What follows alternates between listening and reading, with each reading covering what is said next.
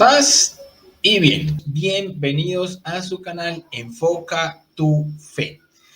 Hoy tenemos una charla muy especial porque el invitado que vamos a tener la noche de hoy es un invitado muy especial. Es mi querido amigo Fabián Ramos, compatriota colombiano, a hablar un tema que, aparte que es muy importante, es un tema que vamos a tener mucho de qué hablar durante todos estos días, pero resulta que es que hay muchos católicos, muchos hermanitos, también los separados o los que son católicos porque fueron bautizados, pero que normalmente no viven su fe católica, que muchas veces no se sabe lo que en realidad es el Adviento, esto con qué se come o para qué se hace, cómo así que es un tiempo litúrgico, cómo así que existe un calendario litúrgico.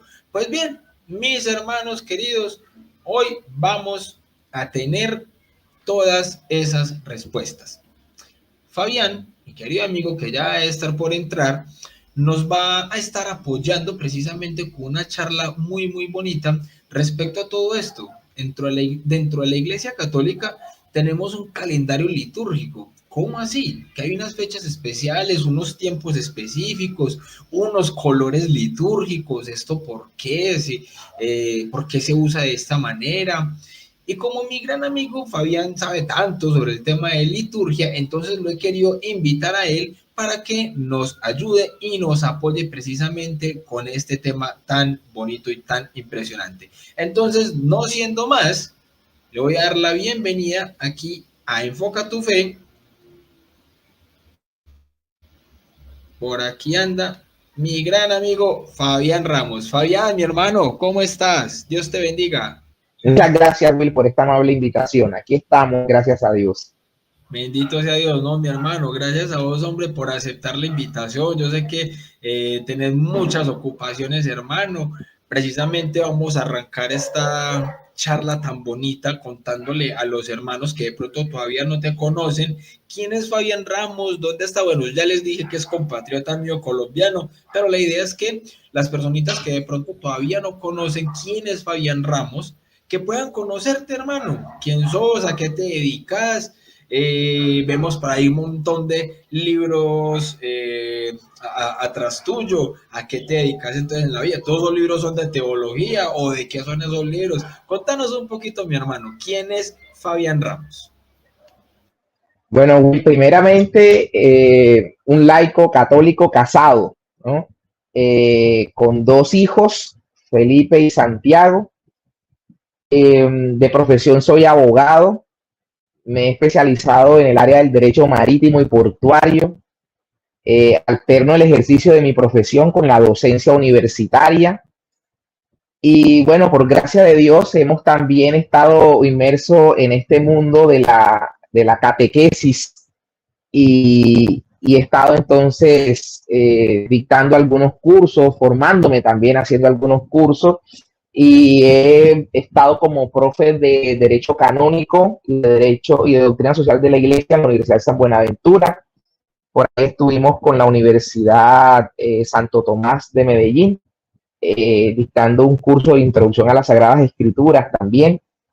Y bueno, ahí un poquito activo también en este mundo, apasionado de la liturgia, pertenezco a la Comisión Arquidiocesana de Liturgia de acá de la Arquidiócesis de Cartagena. Y bueno, básicamente eso, mi hermano Will. Qué belleza, mi hermano. Eso es muy bonito. No porque obviamente una persona que no tenga una profesión, una carrera profesional, no pueda obviamente ser de mucha ayuda para los hermanos.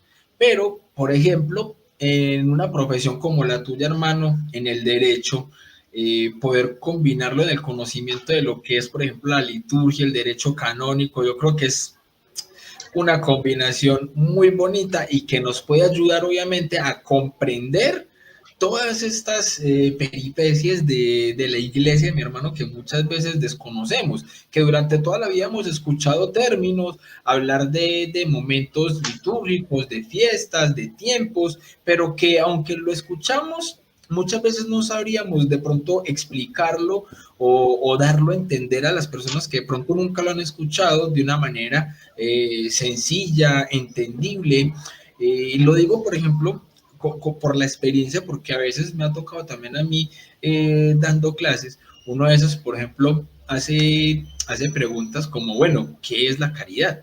Y entonces uno sabe qué es la caridad, pero defínala, defínala. Entonces a veces palabras tan sencillas que uno lleva toda la vida conociendo, pero en el momento en el que le toca definirla o explicarla, como que se hace un 8. Entonces hoy, para no hacernos un 8, hemos invitado a alguien que sabe de lo que habla. Entonces, mi hermano Fabián, vamos a hablar hoy de lo que es el calendario litúrgico, de lo que es el tiempo del Adviento, todo lo que gira alrededor de este tiempo de la Iglesia Católica, de qué se trata, qué es lo que nosotros como católicos deberíamos vivir, qué cosas no son católicas, pero que normalmente la gente las utiliza como tradición y que normalmente las viven como si en realidad fueran cosas de la Iglesia. Contanos un poco, mi hermano, y el micrófono es tuyo. Vos vas a guiar esto, mi hermano, para que nos puedas explicar, y aquí voy a estar yo de la mejor manera disfrutando, porque una de las mejores cosas que uno puede hacer cuando tiene un invitado es siéntese y escuche, ¿sí o no? Entonces, mi hermano, todo suyo. Bueno, gracias, Will. Bueno, vamos a arrancar este bonito tema que tiene que ver con el calendario litúrgico, partiendo de un sabio principio que la Iglesia pregona, ¿no? Y es el principio que conocemos como les orandi, les credendi. Es decir, la ley de la oración es la ley de lo que creemos, o dicho de otra manera, aquello que oramos es justamente aquello que creemos. Nosotros celebramos los misterios de la vida de Cristo justamente porque creemos en ellos. O sea, si celebramos el misterio pascual de Cristo, su muerte y su resurrección, es porque pregonamos que la Pascua del Señor es el misterio central de nuestra fe. Entonces, eso que creemos, lo celebramos. Nosotros creemos que nuestro Señor Jesucristo al día 40 ascendió a los cielos. Justamente al día 40, después de la Pascua, celebramos la ascensión del Señor. Nosotros creemos que el Espíritu Santo se derramó aquel día que llamamos de Pentecostés, 50 días después de la Pascua. Y justamente eso que creemos, lo celebramos, ¿cierto? Creemos en la natividad del Señor, en que nuestro Señor no solo se encarnó en el seno virginal de María, sino que nació para redención del género humano. Entonces celebramos la natividad del Señor. Lo que creemos, lo celebramos. Y justamente nosotros, digamos, el centro de la fe, la experiencia de la fe, parte de la base de que no es como en el paganismo, que se creía que en una estatua moraba la deidad y por tanto se le ofrecían sacrificios a esa supuesta deidad, a esa estatua, a ese ídolo, y eso se desconectaba de la vida. El ser humano ofrecía unos sacrificios, pero no propendía por su crecimiento, por su santidad, sino que simplemente había una especie de relación con la deidad en la que se le tributaba un respectivo sacrificio. Fíjate cómo el pueblo judío cambia y siente, percibe y vive que Dios quiso hacerse presente en la historia del pueblo. Escogió un pueblo y ese pueblo que escoge Dios lo acompaña. Y vemos la mano de Dios, la obra de Dios, la presencia de Dios actuando a lo largo del pueblo y de la historia del pueblo. Dios saca a ese pueblo de Egipto, lo libera de la esclavitud. Y ese pueblo celebra ese acontecimiento de que Dios lo liberó de la esclavitud. Recordemos que es lo que llamamos la Pascua judía. Los hebreos hacían lo que se conoce, lo que en el hebreo se habla del Zícaron. La Biblia va a utilizar, el Nuevo Testamento va a utilizar la palabra anamnesis, ¿no? Ser memoria. Cristo el Señor en la última cena va a decir, hagan esto en anamnesis, en memoria mía. Pero fíjate cómo los hebreos, los judíos, vivían el Pesach que Dios nuestro Padre mandó a celebrar, y ellos justamente no solo recordaban el evento, sino que participaban. Ellos decían, que Dios a ellos, a los que estaban presentes, los había liberado de la esclavitud de Egipto. No tanto a sus antepasados, que de hecho lo había hecho, pero ellos decían que ¿por qué celebraban esa noche? La celebraban porque Dios los había liberado de Egipto. Entonces es una participación en el misterio. Y justamente la liturgia cristiana lo que hace es eso: tomar esos misterios en los que Dios ha irrumpido en el acontecer de la humanidad para redención del género humano y celebra esos misterios. Celebra esos misterios. Entonces la Iglesia en su sabiduría nos presenta los misterios de la vida de Cristo en lo que conocemos como el calendario litúrgico. Celebramos los misterios de la vida de Cristo en lo que vamos a llamar el calendario litúrgico. Y en el centro de ese calendario litúrgico, porque es el centro de los misterios de la vida de Cristo, está el misterio pascual de nuestro Señor, su pasión, muerte y resurrección. Ese es el centro de la vida cristiana. Y de hecho, fíjense cómo los cristianos desde muy temprano fueron tomando conciencia de que aquella Pascua judía era ahora resignificada por Cristo nuestro Señor. Pablo va a decir: Cristo, nuestro Cordero Pascual, ha sido inmolado. Celebremos con los ázimos del corazón, ¿no? Esa celebración, el cristiano empieza a entender que Cristo, el Cordero de Pascua, ha venido justamente a presentarse como el Cordero de Dios que quita el pecado del mundo. Y entonces celebramos ese misterio central, el misterio pascual. Entonces, muy rápidamente, la historia de la Iglesia nos muestra que los cristianos empezaron a celebrar el misterio pascual de Cristo. Ya no solo era el domingo, día en que celebraban la Eucaristía. La Iglesia quiso no solamente dedicar un día en la semana, sino luego el año, un día en el año en el que celebraba la Pascua. Entendían que así como la Pascua judía se celebraba, esta había sido resignificada ahora por Cristo. Y entonces se ocupa el misterio pascual, el punto central del calendario litúrgico. El calendario en el que, repito, se celebran los misterios de la vida de Cristo. La Iglesia no llega a la celebración de tan importante fiesta sin una preparación. La Iglesia entiende que para poder vivir de manera santa, de manera digna, esos acontecimientos y esa fiesta del misterio pascual de nuestro Señor Jesucristo, y recibir de la manera más digna posible, de la forma en que mejor nos vamos a preparar a recibir las gracias de ese misterio, la Iglesia entiende que nos debemos preparar durante un tiempo, y ese tiempo lo llama Cuaresma. 40 días de preparación para celebrar la Pascua de nuestro Señor. Recordemos que la liturgia lo que hace es traer al hoy aquel misterio que en la historia tuvo lugar en una época, pero la liturgia ahora lo actualiza, lo trae al hoy, y participamos en la liturgia de las gracias de ese misterio. Entonces la liturgia hace anamnesis o sícaron del evento, del acontecimiento, lo trae al hoy. Y entonces la Pascua y nuestras Pascuas dominicales y nuestras Pascuas diarias, la Santa Misa, es justamente el hombre entrando en aquel acontecimiento del Calvario. La liturgia lo trae al hoy, y el cristiano participa, que no estuvo presente el día aquel que nuestro Señor es crucificado. La liturgia lo trae al hoy, el mismo y único sacrificio, no uno nuevo, no otro. Cristo se sacrificó una vez y para siempre, pero Cristo, como sumo sacerdote, él cabeza y nosotros su cuerpo místico, la Iglesia, él junto a nosotros como su cuerpo místico, él como sacerdote, presentamos al Padre aquel único sacrificio del Calvario.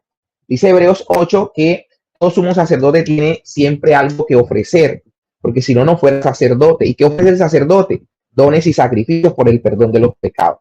Entonces, Cristo nuestro Señor está ofreciendo constantemente aquel único sacrificio del Calvario. Lo que pasaba en la antigüedad, ¿no? El sacrificio del cordero se hacía a las afueras del templo, en el atrio, en el altar de bronce, ahí se sacrificaba el cordero. Y por ejemplo, el día de la expiación, esa sangre el sacerdote entraba, el sumo sacerdote entraba, pasaba por el lugar santo, traspasaba hacia el lugar santísimo y allá expiaba con la sangre en el lugar santísimo. Pues bien, Cristo muere en el altar, fuera del templo del tabernáculo verdadero que es el cielo, muere aquí en el atrio en la tierra y sube a la morada celestial. Se rompe el velo y el Señor sube. Y allá está en el tabernáculo verdadero administrando esos dones que hizo para nosotros en la cruz como sacerdote. Eso es la liturgia, dice Pablo, dice el Papa Pío XII en su encíclica Mediator Dei de 1947, que justamente la liturgia es el ejercicio del sacerdocio de Cristo. Por eso San Agustín hablaba del totus Christus, el Cristo total. Cristo total es que el Señor, cabeza, y nosotros su cuerpo místico, la iglesia, celebramos juntos en la liturgia aquel acontecimiento que hemos dicho, el Calvario se actualiza. El sumo sacerdote nuestro Señor y nosotros como pueblo sacerdotal presentamos al Padre el sacrificio de Cristo nuestro Señor. Por eso en la doxología final en la misa vamos a oír por Cristo. Nadie va al Padre sino por mí, dice el Señor. Por Él estamos ofreciendo al Padre, por Cristo. Con Él, Él cabeza y nosotros su cuerpo místico, juntos, con Él, Padre. Y en Él. En Él hay un signo muy bonito en la liturgia, que es cuando las vinajeras se echa el vino en el cáliz y luego se dejan caer unas gotitas de agua, se mezcla, se pierde el agua y queda el vino solamente.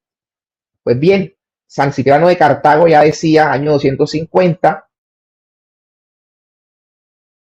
el vino representa la divinidad de Cristo y las gotitas de agua a la asamblea, nosotros, la humanidad. Nosotros nos sumergimos en Cristo y nos conformamos con Cristo. Y por eso decimos en la liturgia, Padre, por Cristo, con Él y en Él, nos ofrecemos a ti, Padre. Por eso San Cipriano decía, cuando en la liturgia falta el vino, no ha estado Cristo. Cuando en la liturgia falta el agua, no ha estado la asamblea. Por eso Justino Mártir, apenas corre al año 150, en la apología a Trifón, le va a escribir la de Trifón no, la del emperador Antonino Pío, le va a escribir le va a hacer una descripción de la Eucaristía y le va a decir que le llevan al que reciben agua mezclada con vino. Y por eso es que el sacerdote en secreto, no lo oímos, pero el sacerdote en secreto va a orar diciéndole, Padre, permítenos participar de la naturaleza divina, de aquel que se dignó compartir nuestra naturaleza humana. Ahí se refleja lo que dice San Pedro, somos partícipes de la naturaleza divina. Entonces, participando de la naturaleza divina de Cristo, en la liturgia nos ofrecemos al Padre juntamente con Cristo. Por eso qué hermoso cuando la plegaria número 3 va a decir, de una manera muy linda y profunda a la vez, va a decir que Él nos transforme en ofrenda permanente. Eso tiene que ser la Eucaristía para nosotros.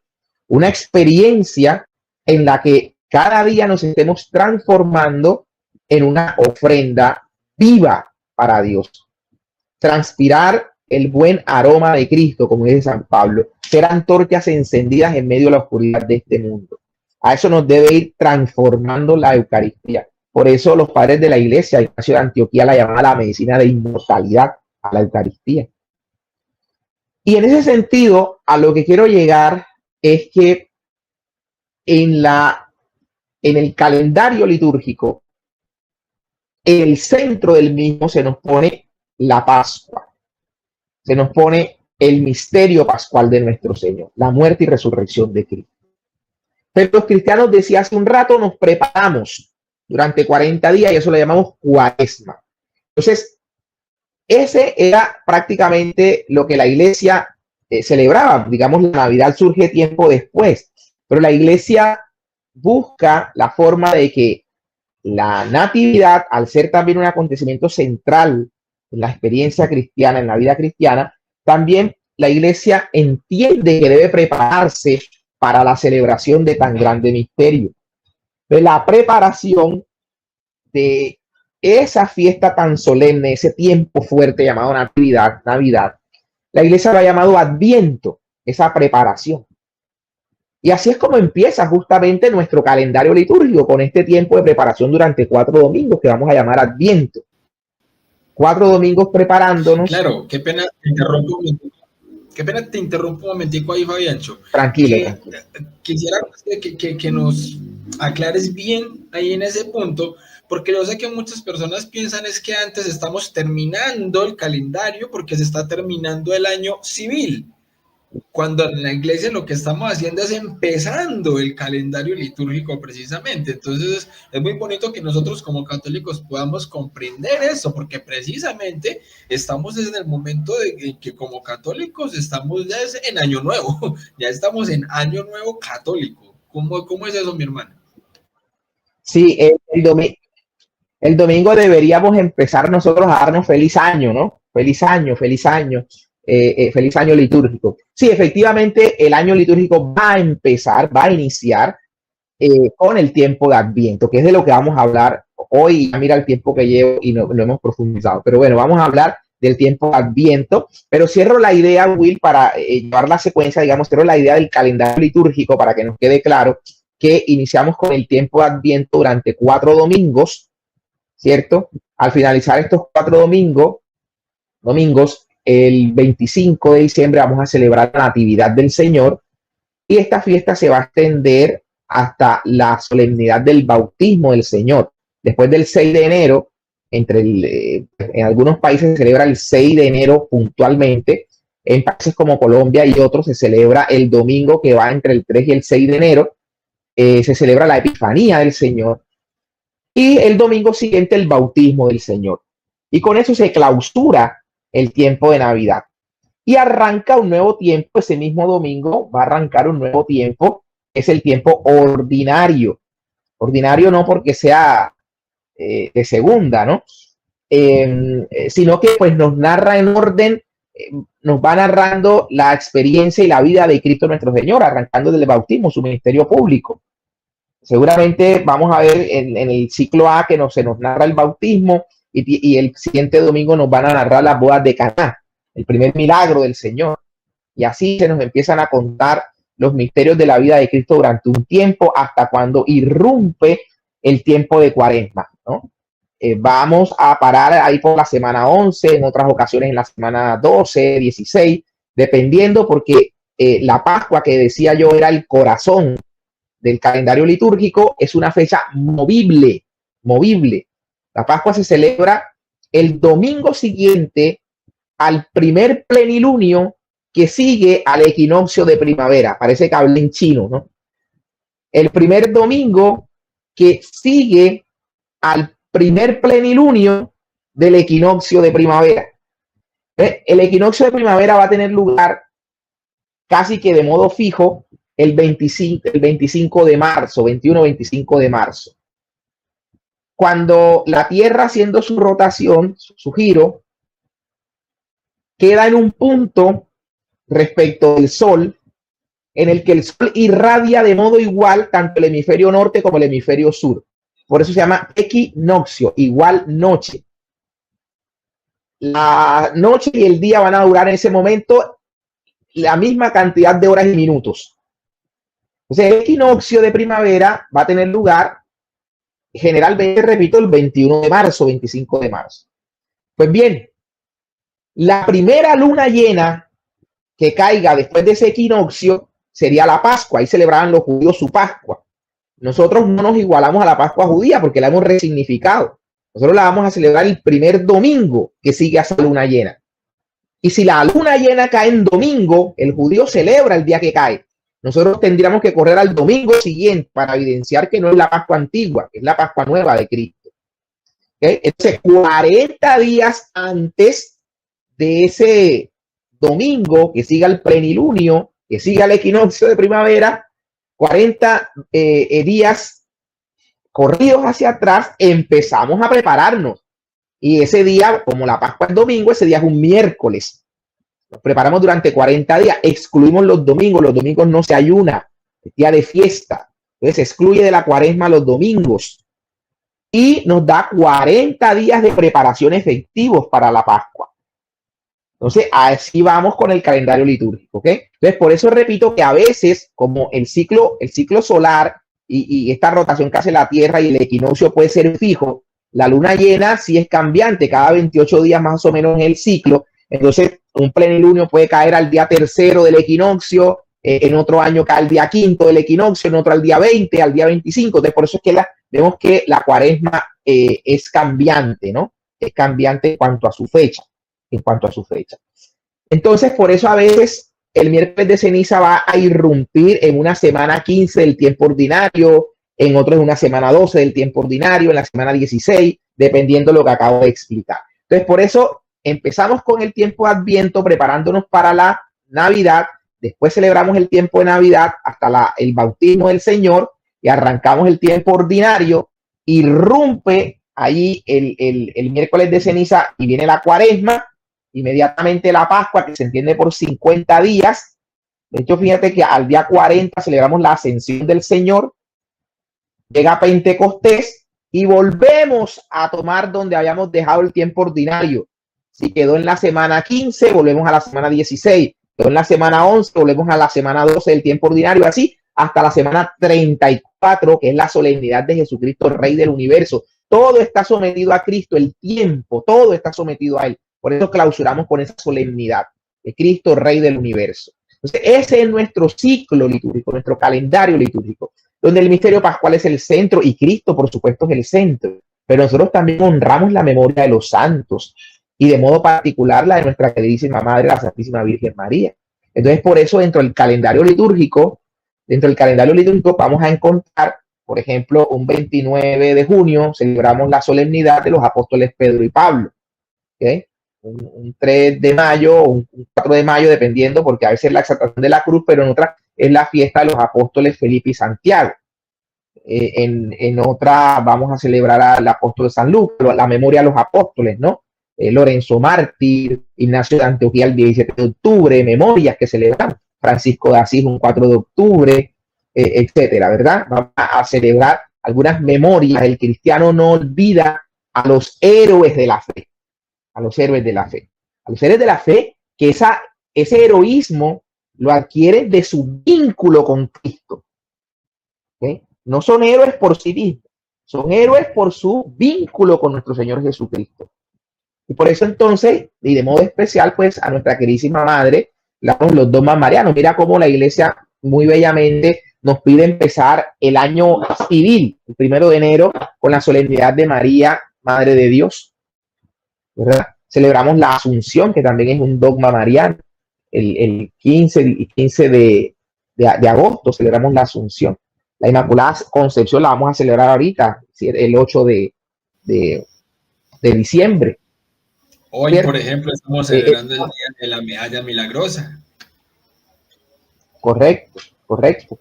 Entonces, la Iglesia, digamos, a lo largo, eso es lo que, fíjate cómo para los judíos también su ciclo litúrgico, como para nosotros, es tal vez el más grande de los catecismos que tendríamos. Fíjate, la Iglesia celebra la Natividad del Señor el 25 de diciembre. Y la Biblia nos dice, la Escritura nos dice que la Santísima Virgen, cuando va a visitar a su prima Isabel, ya el niño que estaba en el vientre de su prima Isabel tenía 6 meses de nacido. Bueno, el 24 de junio celebramos el nacimiento de Juan Bautista. 6 meses después celebramos el nacimiento de nuestro Señor Jesucristo. Entonces, hay una gran catequesis en el ciclo litúrgico. Entonces, eso es nuestro ciclo litúrgico. A eso me refiero con ciclo litúrgico. Voy rápidamente para tratar de ocupar el tiempo que destinamos a hacer unas notas dentro de ese tiempo litúrgico al tiempo de Adviento, que es el que vamos a vivir. ¿Okay? Algunas noticas sobre el tiempo de Adviento. Pues vamos a empezar por el significado mismo de la palabra Adviento, ¿no? La palabra Adviento, que viene del latín adventus, era una palabra utilizada para cuando el emperador, el rey, llegaba, ¿no? La venida del rey, la venida del emperador se denominaba con esa expresión, con el adventus. Los cristianos van a tomar esa palabra para ponerla en sintonía con el verdaderamente importante, con Cristo. Y van a asociar justamente esto a la venida de nuestro Señor. Realmente a lo que nosotros llamamos la parucía. En el credo decimos, en el credo niceno-constantinopolitano, que el Señor vendrá de nuevo con majestad, con poder y gloria para juzgar a vivos y muertos. Entonces creemos en la segunda venida de Cristo nuestro Señor. Entonces vamos a entender que el Adviento tiene una triple dimensión. No es, como a veces lo creemos, no, el nacimiento del Señor, no. Nosotros celebramos durante el Adviento, tomamos conciencia de las tres venidas, voy a decir así, las tres venidas de Cristo. Aquella venida del Señor en la historia, en la humildad de la carne, aquella venida histórica de nuestro Señor, de la cual hacemos anamnesis en la liturgia, la traemos al hoy en la liturgia, y eso es lo que celebramos como misterio.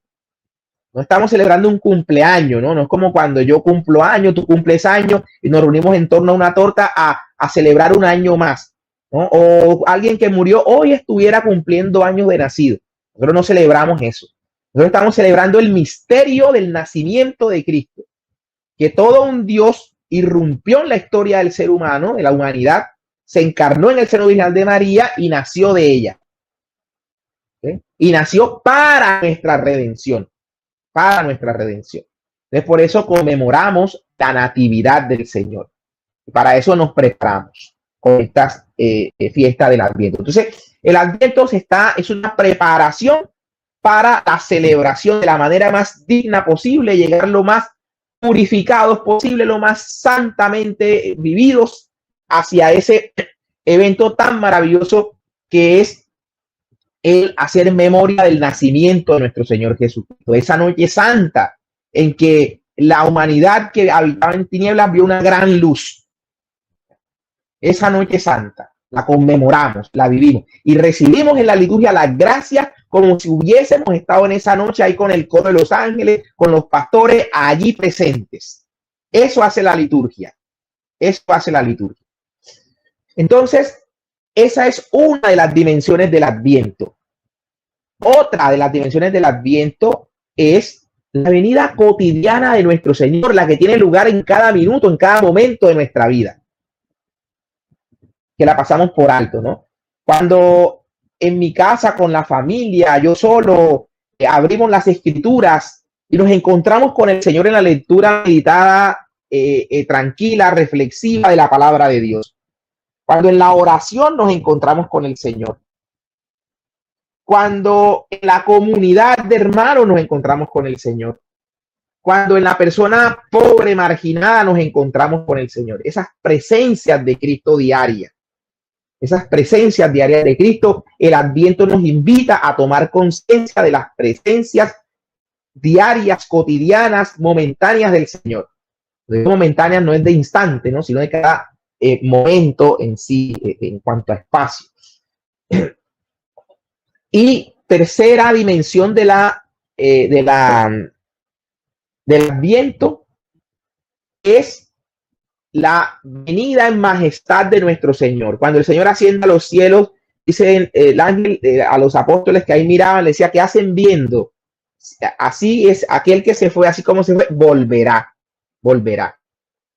Y entonces creemos en la parucía, no creemos nosotros en ningún rapto secreto.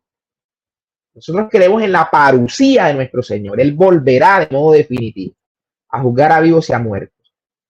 Entonces, tomamos conciencia de ello también durante la preparación en este Adviento. Y la Iglesia, de una manera sabia, nos presenta esos momentos. Y hay como una especie de fragmentación, voy a decirlo así, donde demarca sobre todo estos dos momentos que he dicho, el de la venida histórica de Cristo, su nacimiento, y el de la parucía.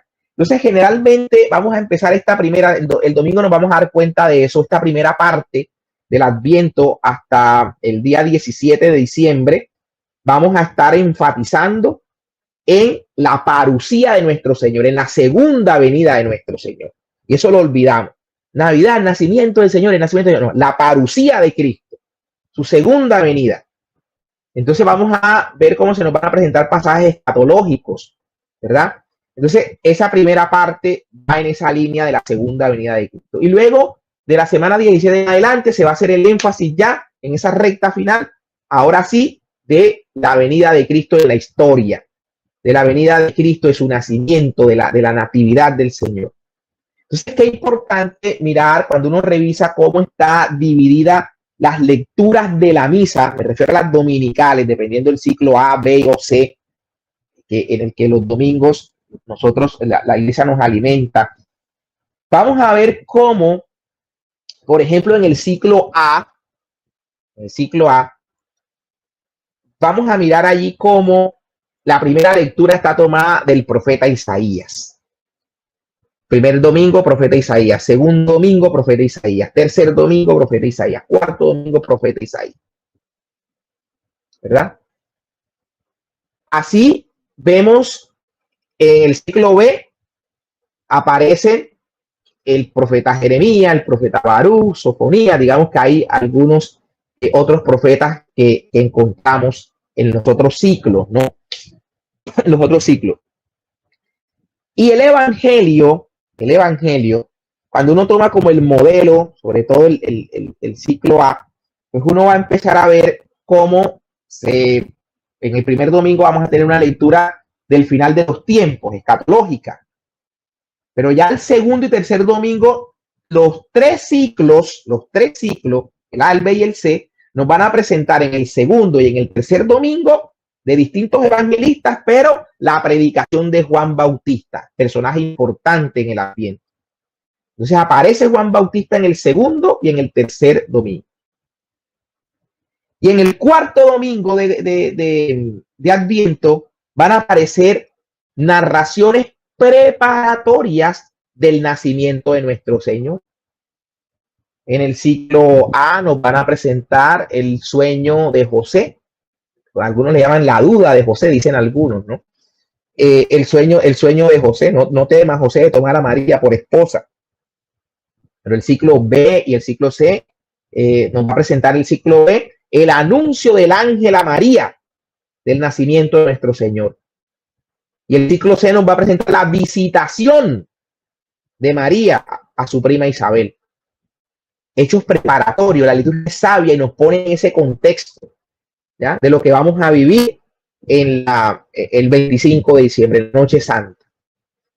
Entonces, digamos que así están distribuidas las lecturas. Unos tips litúrgicos que van a tener lugar en la celebración de la Eucaristía en el tiempo de Adviento.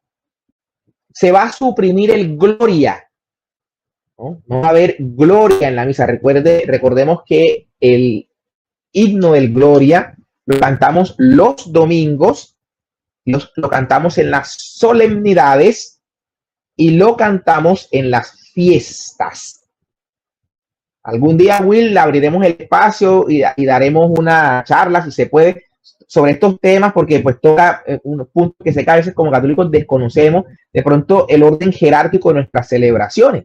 A veces confundimos una memoria obligatoria o una memoria libre con una feria, o la feria se confunde con una fiesta, o la solemnidad con una fiesta. Precisamente, mi hermano, mientras hablabas ahorita de liturgia, eso que me estás diciendo es supremamente coincidencial, hermano, porque venía aquí pensando yo, qué chévere abusar del tiempo de Fabián y hacer así sea como una especie de curso, no muy largo, pero un curso pequeño de liturgia, de cómo entender la liturgia de la iglesia, porque es que en un solo programa obviamente se van a hablar aspectos muy generales, pero cuando se hace como un curso como por temas específicos, yo creo que va a ser obviamente mucho más focalizado, más detallado, aunque no sea obviamente pues la profundidad teológica pues de que se haya estudiado en un año ni nada de eso, sino que me parece que no sé, unos 5 o 6 clases, no sé, ya obviamente vos me dirías, obviamente si estás de acuerdo, pero me parece sería muy chévere, hermano, a ver con un curso así de liturgia, porque yo creo que como católico es algo que nos falta a todos porque somos todos los que muchas veces desconocemos la riqueza tan impresionante que tenemos en la iglesia en cuanto al tema de la liturgia, no lo conocemos, entonces conocerlo me parece que sería obviamente riquísimo.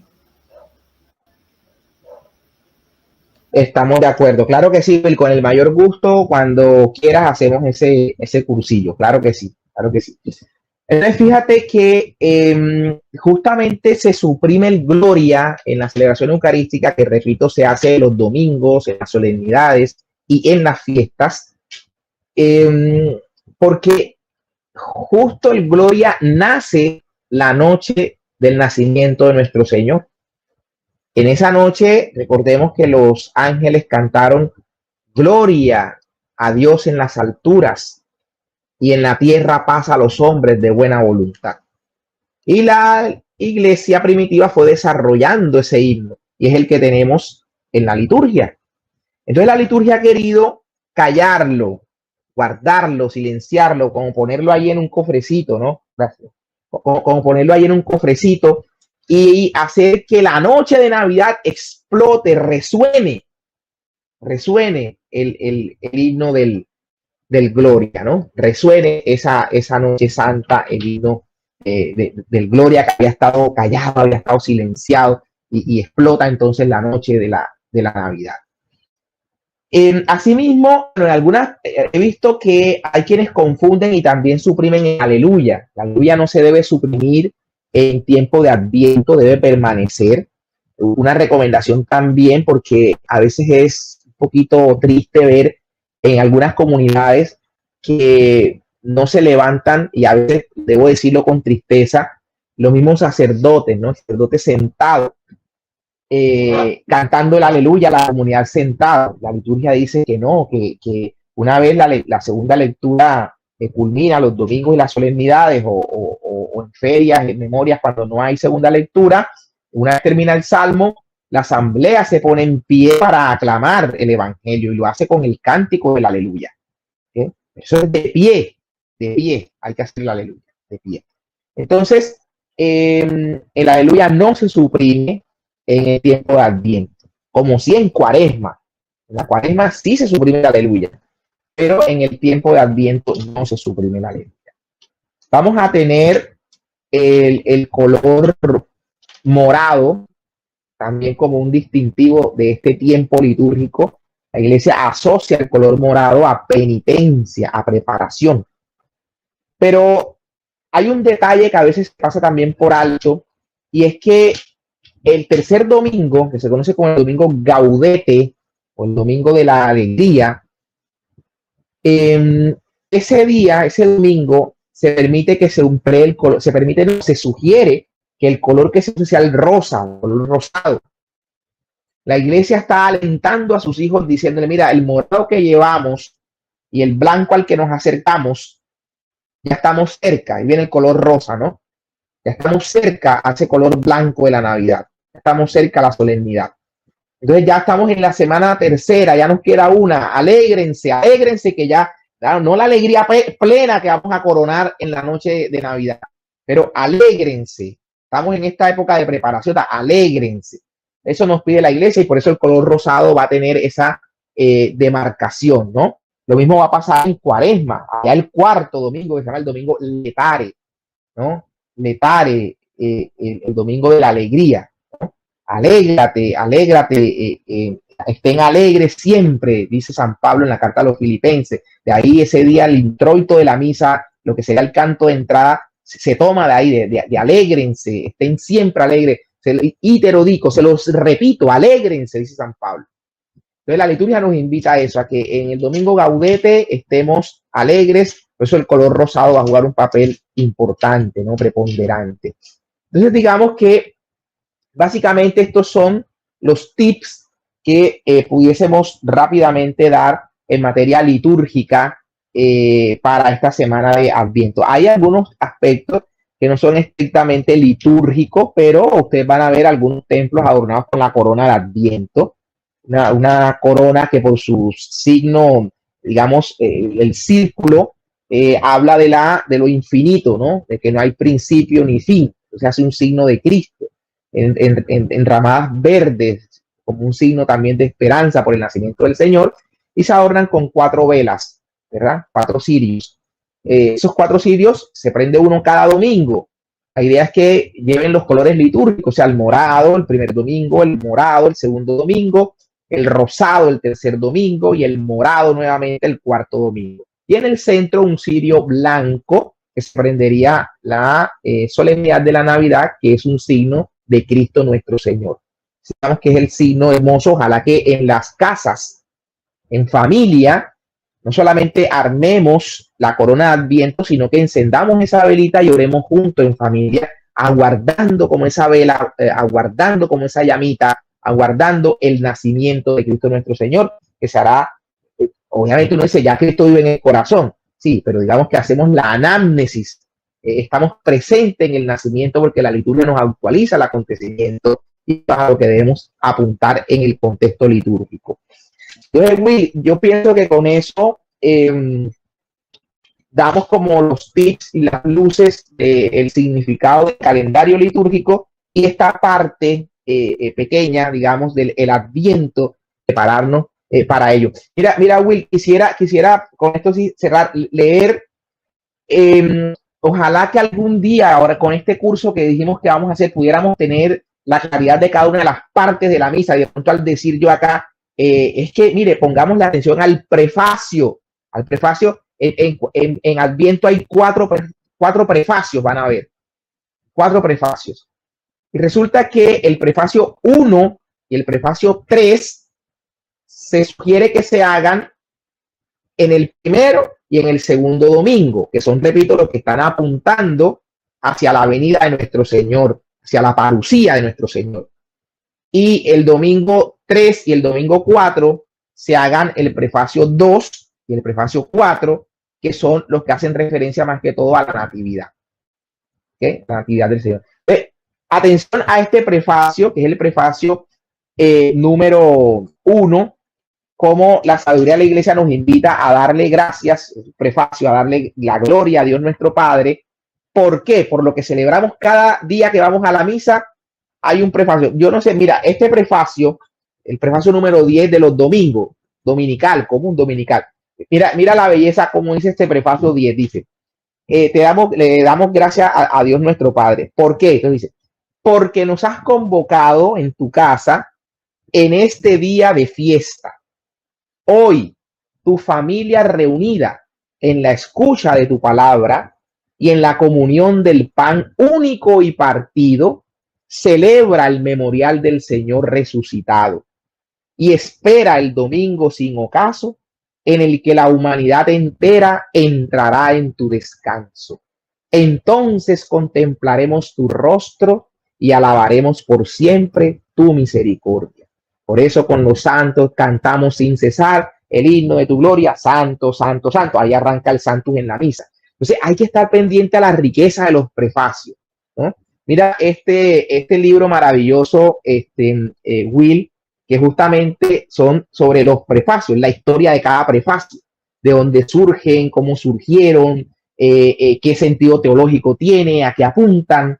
Entonces, voy a leer el prefacio que haremos el primer domingo, el primer prefacio de Adviento. Mira esta belleza como dice.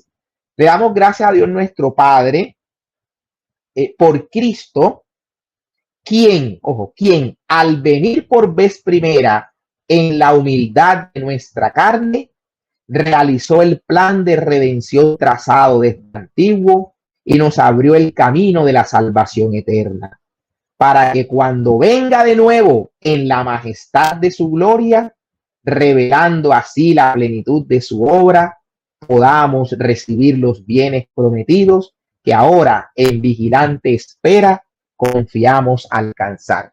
Por eso con los ángeles y los santos cantamos santo, santo. Pero fíjate la belleza, ¿no? De Cristo que vino en la humildad de la carne, pero ahora cuando vuelva en la majestad de su gloria. Entonces esa combinación que hace la Iglesia en esta primera parte, aquí en este prefacio combina ambos aspectos, ¿no? Pero el énfasis está apuntando a la parucía, pero sin dejar de hacer mención a la venida en la carne. Entonces, ojalá que a eso le pongamos cuidado. Hoy el Padre hizo el prefacio 1. El Padre, a ver si le digo, Padre, venga, y hace rato usted no hace la plegaria eucarística número 3 o la plegaria número 4, porque no, siempre la 2, ¿no? Entonces, todas estas cosas pues nos ayudan cuando uno conoce con cariño, ¿no? Obviamente la liturgia no puede jamás ser motivo de discordia, que fue cuando la liturgia se instrumentaliza. Ahí uno entiende que no hemos entendido nada de la liturgia cuando se dan estas guerras de que el Vetus, de que el Novus y yo no sé qué y tal, y ahí no hemos entendido nada cuando la liturgia la instrumentalizamos para la división, cuando debe ser la herramienta más idónea en la iglesia para la unidad. La estamos instrumentalizando para la división, eso no tiene sentido. Bueno, con eso cierro, Will. Si hay alguna pregunta, si alguna de las personas que están en vivo tienen alguna pregunta, y está a mi alcance, con el mayor gusto. Mi hermano, qué belleza de charla. Una maravilla, ¿verdad que sí? Y no, sí, totalmente de acuerdo contigo, mi hermano. ¿Verdad que si quisiéramos irnos a la superortodoxia, decir entonces que es la misa original, todos tendríamos que ir a vivir las misas en catacumbas, pues, pues si queremos irnos al original, ¿sí o no? Pero bien, mi hermano, primero que todo, pues darle las gracias a Fabián por esta super charla que nos acaba de dar. Si alguna persona de los que están en este momento aquí presentes en el envío tiene alguna pregunta para Fabián, este es el momento para hacerla. El que no conocía a Fabián, en el comentario fijado, en el mensaje fijado aquí en el chat, está el canal de Fabián para que vayan y se suscriban al canal de Fabián, porque pues obviamente los que no lo conocen se acaban de dar cuenta la gran riqueza que tenemos con el conocimiento de Fabián en cuanto al tema de especialmente la liturgia. Vamos a mirar cómo organizamos este curso de liturgia, porque sé que es algo que nos va a servir a todos de una manera impresionante. Muchas gracias a la hermana Verónica por la super etiqueta con la que nos ha apoyado pues en este momento aquí en el chat. Y bueno, les reitero entonces en este momento, mis hermanos, si alguien tiene alguna pregunta, ese es el momento de que lo hayan colocado entonces allí en el chat para poder hacérsela a Fabián, que con todo el cariño está aquí entonces para contestarla. Listo, Fabiancho, mientras tanto, una preguntita entonces mía, mi hermano, porque he visto que muchas personas la hacen, y aunque yo sé que no hay algo estipulado de forma oficial por la iglesia, ¿qué es lo más prudente? ¿Cuál es el día en el que los católicos deberíamos empezar entonces como a armar todo el tema pues de la Navidad en las casas, ¿cierto? Me imagino que ahí ya ideas tener nuestra corona de Adviento, ¿cierto? Con las 4 velitas, más la vela blanca y esto, pero ya lo que es el tema del árbol, del pesebre, que las luces y todo esto, el mismo día, desde antes, yo he visto personas, hermano, que se terminaron de disfrazarse el 31 de octubre de Halloween y al otro día estaban quitando las calaveras para colocar las campanas. Entonces, mi hermano, ¿cuál es la fecha más adecuada para poder organizar todo el tema de la decoración navideña en las casas, que es como una liturgia interna?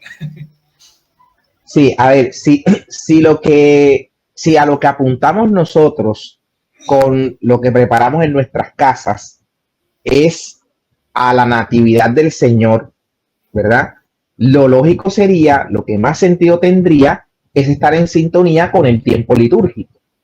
Entonces, lo correcto o lo que mejor encajaría con lo que estamos celebrando o con aquello con lo que nos estamos preparando para celebrar la Natividad del Señor, pues sería que arranquemos cuando arranca el tiempo de Adviento, que es el tiempo de preparación. Ahí empezar a armar pesebre, corona, armar todo con el tiempo de Adviento. Ayer fui a dar una charla en mi parroquia y no sé qué pasó, de pronto era que la estaban armando y quedó ahí, estaba la corona de Adviento ya puesta, ¿no? Estaba puesta, es una corona muy bonita que hicieron, pero sirvió porque la charla que me invitaron un grupo allí era justamente sobre Adviento.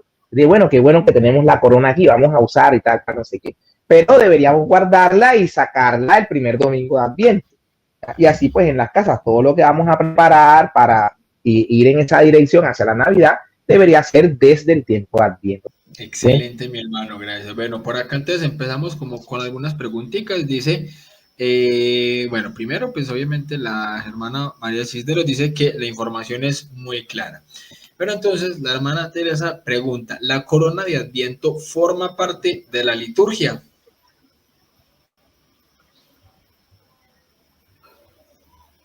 A ver, la corona de Adviento no está prevista, digamos, dentro de el acto litúrgico como tal, pero la iglesia tradicionalmente la ha venido acogiendo, entonces ustedes ven que por eso se hace al inicio de la celebración eucarística. y se enciende la vela, hay una monición, hay una lectura. En algunas parroquias, primero que un niño es el que enciende, después un joven, después un adulto, y más adelante un adulto mayor, un abuelito. Entonces ya son, digamos, algunas cuestiones que en las distintas parroquias se incorporan, pero no es un acto estrictamente litúrgico, digamos, o mandatorio de la iglesia. Bien, bueno, y se pregunta entonces que si el color morado, también el mantel del altar se pondría morado, o el altar obviamente debe No, continuar todo el tiempo siempre blanco. ¿Cómo sería allí, mi hermano? correcto. La instrucción general del misal romano justamente enseña eso, ¿no?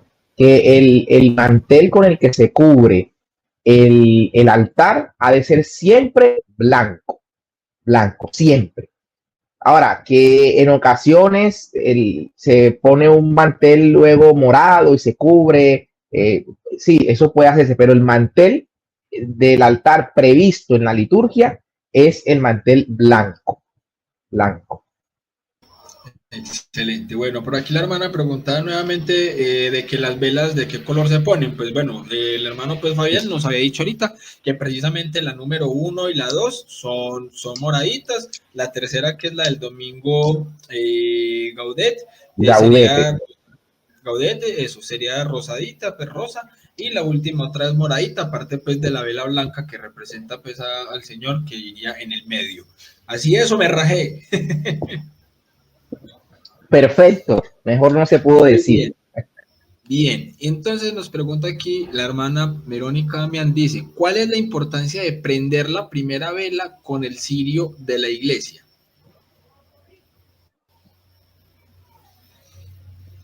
La importancia de prenderla con el cirio de la iglesia, eh, no sé, no he visto. Ahora, repito, yo puedo decir algo, o sea, yo puedo decir, no, que el signo de Cristo y se prende, pero no le encontraría sentido. De hecho, no he visto eso porque justamente el cirio que está en el centro y es el que se va a encender la noche de la Navidad es el signo de Cristo.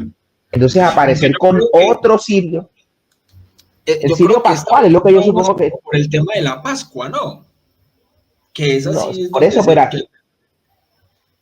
yo creo que estaba más como en la Pascua, pues, o en el momento, pues, de Semana Santa antes del pregón pascual, supongo yo. Pues, como que ahí sí sí, estamos todos a oscura y ahí sí obviamente el cirio y se comienza a prender de a una hasta que se ilumina todo, pues. sí, por eso digo, aquí en el Adviento no he visto eso que lo haga, perdonen que lo diga así, o sea, no le encuentro lógica a que se pueda proponer algo así, porque el cirio pascual, digamos, no tendría por qué aparecer en el Adviento, ¿ya? Hay un cirio en la mitad que simboliza a Cristo y es el que se enciende la noche de la Navidad. Lo que tú dices, Will, allá en la Pascua, pero ya es otra cosa, yo no sé si está preguntando por eso, allá en la Pascua, en la noche de la Pascua, sí, del mismo cirio pascual se deben encender las otras velas. Y el cirio es el que va encendiendo. Y el que haya encendido del cirio pascual comparte la luz que recibió del signo de Cristo con el hermano. Y no empezar a prenderse velas acá entre nosotros, sino el cirio va encendiendo, pero eso es en la Pascua, ¿no? Por eso no me queda clara la pregunta, porque no he visto eso, ¿no? No he visto que se utilice el cirio pascual en Adviento para encender la primera vela, no lo he visto. Claro, sí, No no, lo he no, visto. como estamos hablando también de calendario litúrgico, por eso me parece que de pronto la pregunta iba más como enfocada al tema de la Pascua. Pregunta aquí también entonces la hermana Teresa, en caso de que no se incorpore, ¿cierto? ¿Hay algún problema? O sea, es decir, o sea, que en la casa una familia católica dijo, no, pues nosotros vamos a vivir el Adviento como se vive en la misa, pero entonces en la casa no vamos a colocar corona, ni velas, ni nada de eso. El que no lo haga está cayendo en pecado y se tiene que ir a confesar. No, yo entiendo la pregunta más bien a que si dentro de la misa no se hace el encendido de la vela y demás, no pasaría nada, ¿no? Porque repito que no es mandatorio, no es estrictamente litúrgico, es un gesto que se ha ido acogiendo justo antes de iniciar la celebración, ¿ya? No pasaría nada si se deja de hacer. No está habiendo un abuso litúrgico si se deja de hacer. Claro, ese era el punto. No hay un abuso litúrgico allí.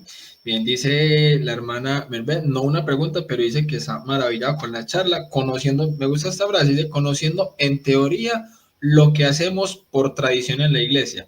Es muy bueno porque de eso se trata. Yo creo que vamos a darle fuerte a tratar de organizar ese curso de liturgia con el hermano Fabián. Ahí nos van diciendo en el chat si les gustaría que hagamos ese curso de liturgia para aprender lo que significa cada momento de la misa, cada liturgia, cómo es que la iglesia lo hace, cómo es que se vive, para poder entender todas estas cosas que, como bien lo dice aquí la hermana, conocer en teoría lo que ya hacemos por tradición en la iglesia y que muchas veces se repiten las cosas de una misa porque ya las sabemos desde chiquitos y entonces es como que ya instintivamente se dice algo y se responde pues porque ya se sabe cómo se responde, pero no sabemos muchas veces lo que significa esa respuesta, de dónde sale, el por qué, el para qué, de todo. Me parece que ese curso de liturgia va a ser una gran ganancia para todos como católicos. Bueno, bueno, no veo por aquí como más preguntitas. Bueno, ahí ya confirma. Dice, bueno, la hermana Teresa dice que quizás la hermana Verónica lo dice porque hay iglesia que prenden el cirio de la corona y se comparte con los demás. Y entonces, precisamente, la hermana Verónica dice que sí, que era por eso. Entonces, sí, yo creo que es enfocado pues a lo que dijo Fabián ahorita, que, por ejemplo, Fabián no lo ha visto y no es que se debería hacer pues así de esa manera. Ya sí, en alguna parroquia lo han implementado, no es que sea algo como tal que haga parte pues de lo que es la liturgia de Adviento, ¿cierto, hermano? Sí, y fíjate que el cirio trae el año en el que se usa, ¿no? Estamos frente al año litúrgico que acabó. Entonces el cirio pascual de este nuevo año litúrgico es el que vendría en la Pascua. Entonces estaríamos usando el cirio del año litúrgico anterior. No sé, no lo veo, Claro. o sea, no lo veo coherente, ¿me entiendes? No veo que se utilice el cirio pascual para ello, estando ya el signo de Cristo en el centro, no lo veo coherente. La liturgia nos pide mucho que no apelemos a lo que ellos llaman duplicidad de símbolos, no deben haber. Por eso hay parroquias que van con la cruz alta en procesión y ya está la cruz del altar y dejan la cruz alta también ahí. No, esa cruz alta, si ya hay cruz del altar, debe entrar a la sacristía y no debe verse, para que no haya duplicidad de signos. Imaginen, detallitos tan pequeños que uno quizás muchas veces no nota o que no se da cuenta por la ignorancia, porque por no saber y qué importancia que tiene esto, por ejemplo, de la duplicidad de signos. Yo he visto muchas veces ese tipo de cosas y es triste que muchas veces hasta algunos de los mismos sacerdotes, sabiéndolo, muchas veces como que tratan de implementar cosas como por modernizarse, pienso yo. ¿O qué piensas ahí, mi hermano? ¿Por qué será que? Porque se supone que todo eso lo deben aprender ellos desde el seminario. ¿Qué pasa ahí que cuando un sacerdote trata como de implementar como no sé si está bien la palabra, pero como sus propios caprichos? ¿O qué piensas, hermano? Voy a dejar que hable la iglesia, no hable yo. Voy a responder, voy a citar el numeral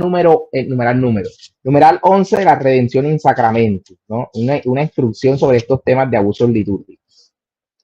A ver, dice así: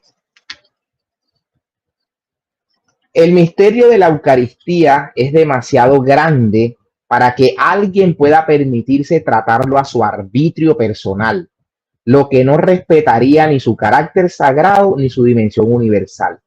Quien actúa contra esto, cediendo a sus propias inspiraciones, aunque sea sacerdote, atenta contra la unidad sustancial del rito romano que se debe cuidar con decisión y realiza acciones que de ningún modo corresponden con el hambre y la sed del Dios vivo que el pueblo de nuestros tiempos experimenta, ni a un auténtico celo pastoral ni sirve a la adecuada renovación litúrgica, sino que más bien defrauda el patrimonio y la herencia de los fieles.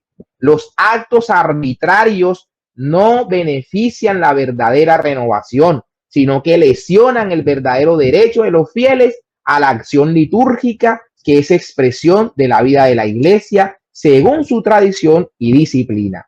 Además, introducen en la misma celebración de la Eucaristía elementos de discordia y la deforman cuando ella tiende por su propia naturaleza y de forma eminente a significar y realizar admirablemente la comunión con la vida divina y la unidad del pueblo de Dios.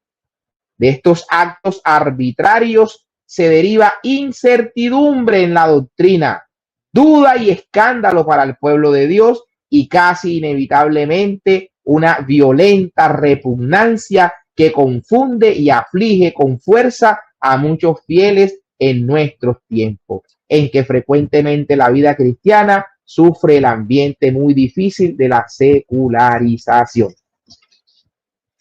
Ese regaño lo presenta el magisterio de la Iglesia, ¿no? Y yo dijera cuando pregunta, bueno, ¿y eso por qué ocurre? ¿Eso por qué ocurre? Entonces, la respuesta también digo, no la voy a dar yo, dice la Iglesia. Finalmente, estos abusos, dice, se fundamentan con frecuencia en la ignorancia, ya que casi siempre se rechaza aquello de lo que no se comprende su sentido más profundo y su antigüedad.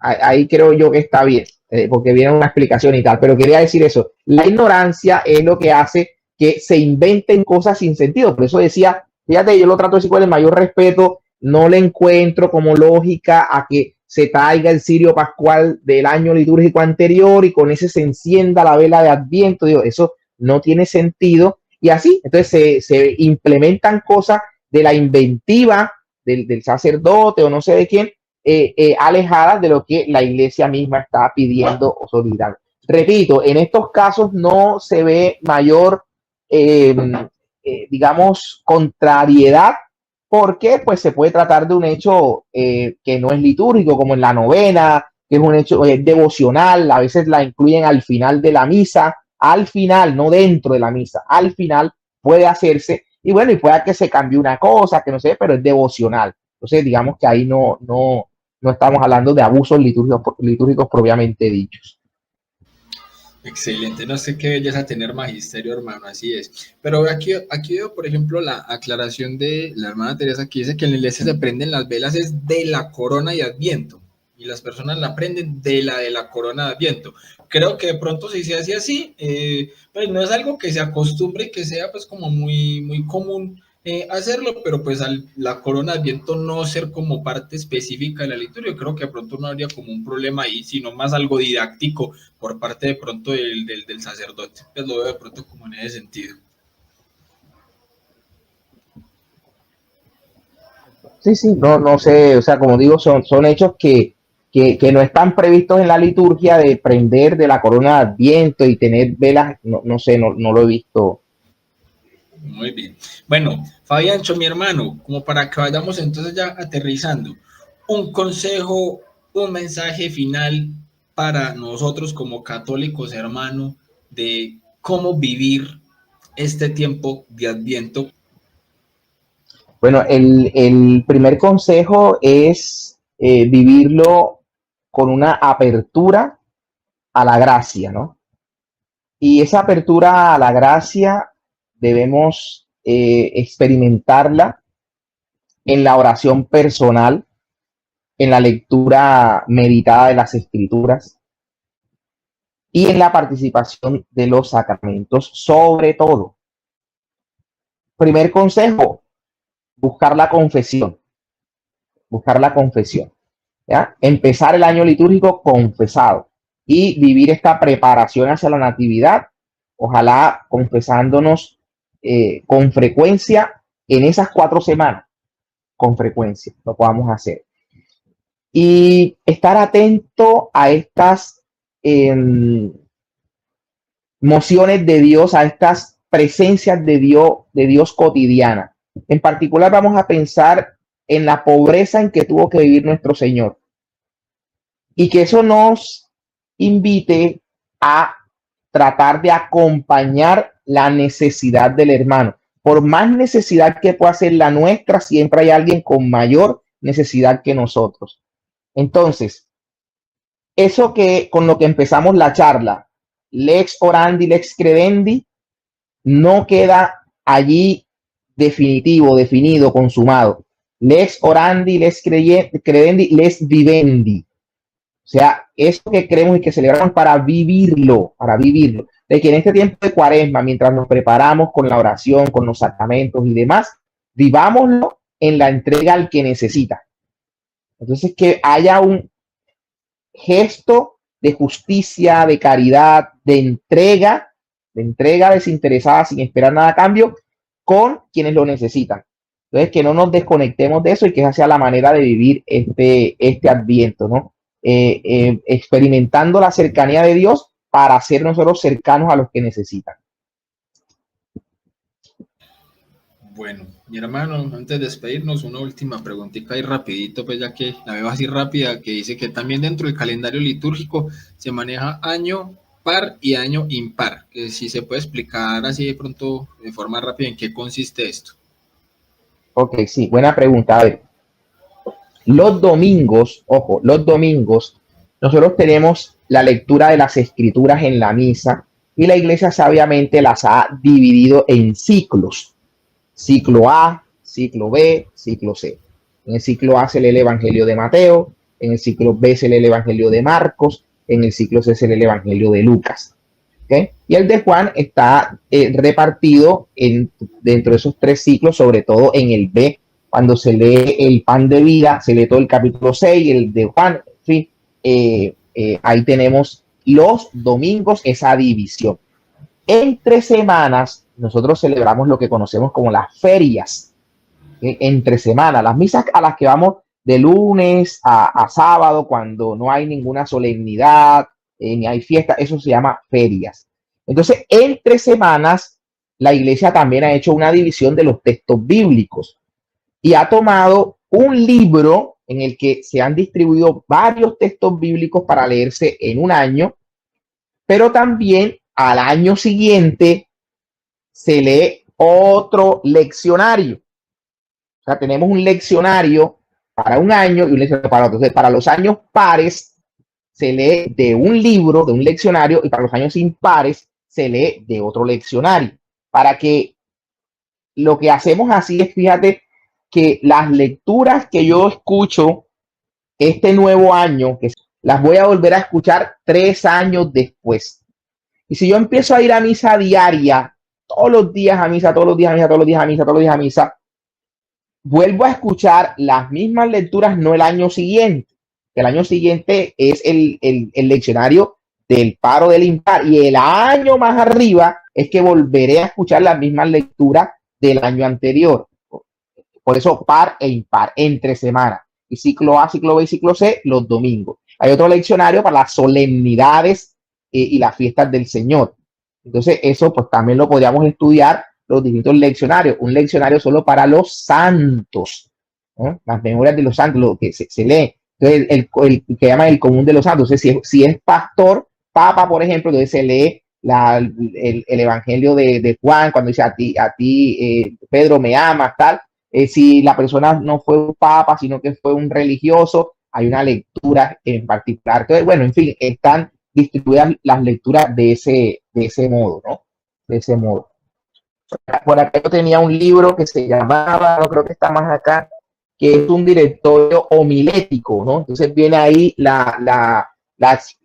los sacerdotes, o sea, como la misma iglesia le dice a los sacerdotes, mire, les sugerimos estas líneas de reflexión para la homilía de tal día, de tal día, de tal día, de tal día. Entonces viene todo estructurado, cómo se han dividido las lecturas en la misa. ¿Okay? Qué maravilla. Si lo veo por acá. Sí, un segundito.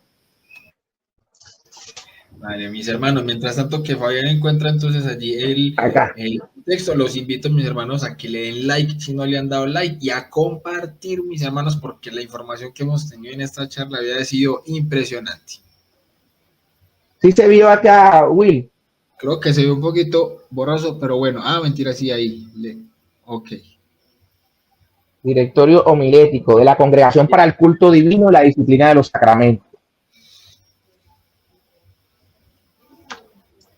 Qué belleza.